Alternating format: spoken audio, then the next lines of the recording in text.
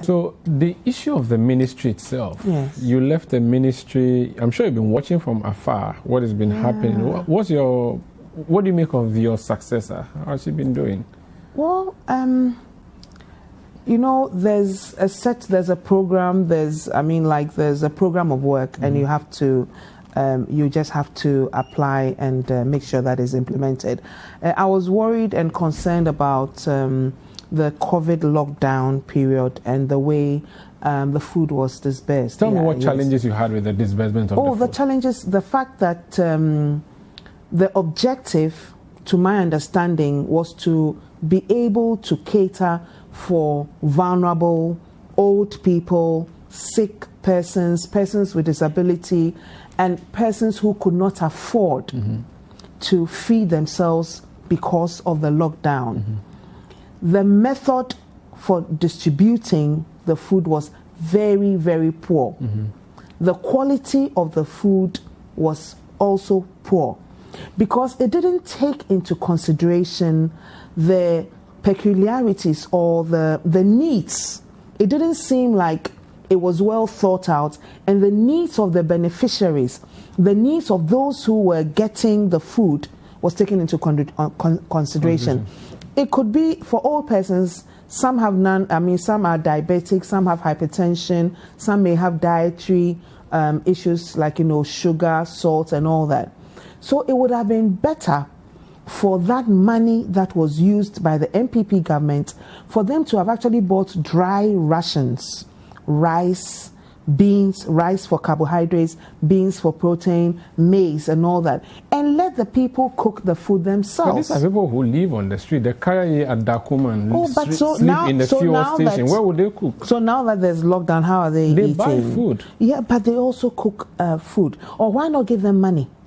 Why not give them if they are buying food? But at the time, there were no vendors. There were vendors. There was a lockdown. So no, there were vendors in the communities. They were still allowed. If you recall, the markets were even open. Yeah, food. So why not? We could have used the Momo or eSwitch or whatever to actually give people, send people money. But you were at the ministry. Was that a platform you left behind? Yes, yes, the platform I left behind were under NDC. It was the eSwitch. Okay. We first started with MTN and other options, and then we settled on the eSwitch. Targeted at who? Targeted at the LEAP beneficiaries. So do you classify Kayayes as LEAP beneficiaries? No, the Kayaye, unless they qualify and they are taken onto the LEAP. Ideally, they should, but some of them earn money because we have a criteria, and you have to either a person with disability, pregnant now for the northern part of Ghana, upper east and parts of the northern region. If you are pregnant or you have a child under 2 years, you also qualify because we realized that there were nutrition issues. There were nutrition issues. So because some of the children were dying, infant mortality and all that, we realized that if you are able to support the mother and she has some money, then she can also buy food and feed her children. So putting them on LEAP would also reduce infant mortality. And also, sometimes because of some iodine deficiencies and all that, the children are not able to develop, like brain and all that. So at least give them that standard amount of money so that at least they can feed these kids. The process that was deployed by the ministry, yes, where they served cooked food, yes, do you think it will be a challenge when it comes to accountability? Oh, it will definitely be a challenge because we saw what happened, and the thing is that those who actually needed it did not get it because it was rather survival. It was a survival of the fittest. So if you could run, if you could grab, if you could jump, then you could get hold of the pack of food. And even in the process, some of the food got destroyed. So the whole objective was lost. So if the MPP government set out to assist and support vulnerable persons who were in a difficult situation during lockdown, they rather exacerbated and rather worsened the situation because those vulnerable people did not get the needed support. The issue about the cooked food hasn't gone away yet. The president has instructed for GHS students who are writing the BC to be fed, and now GHS 2 students who are coming back would also be given hot meals a day. You think there's a problem with that policy? With that policy, they are in a setting, you know, they are in the school setting. It's being supervised by education service. You have principals of the school. You have teachers. I don't know whether in all the schools they have, we had a school nurse. So like there's some amount. So that one is more controlled. So that may not be as bad as but even with that, you still need to have the safety, food and hygiene protocols adhered to. You served as a minister for 4 years in charge of gender, social protection, and equity children. Was key. Children. Yes. We still have children at traffic intersections. Chances are that they sleep there. Would you agree that your ministry over the years and you as a person have failed us because we still have the problems that you were created to solve? We did not fail. The NDC did not fail. We still have 3 children. Yes, because what has happened over the period of time. We have tens of thousands. If you look at the demographics, we have tens of thousands of young persons. Because when you assess the educational cycle, after JSS, if you are not able to go into SHS, what happens to you? And that's why this manifesto is looking at free TVET. This manifesto is looking at free private SHS in addition to what exists.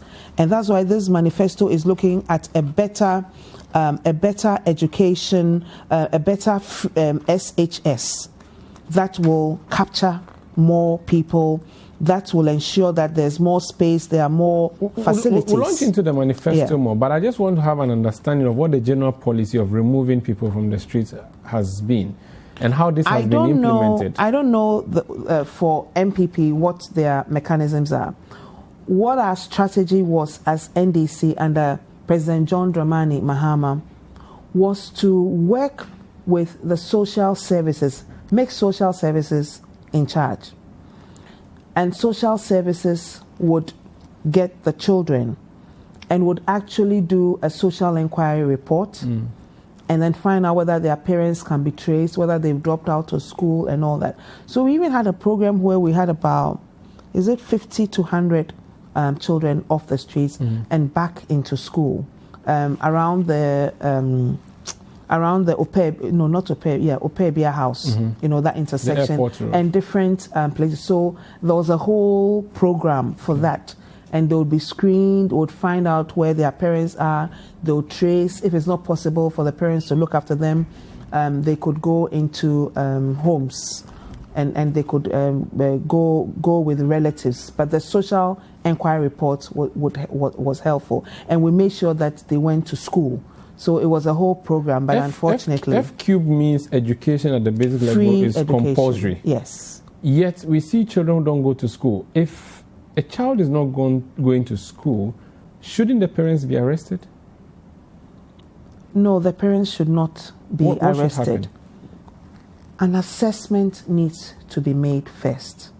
An assessment needs to be made. And then when the assessment is made, if the child has never been to school, then the child is made to start going to school.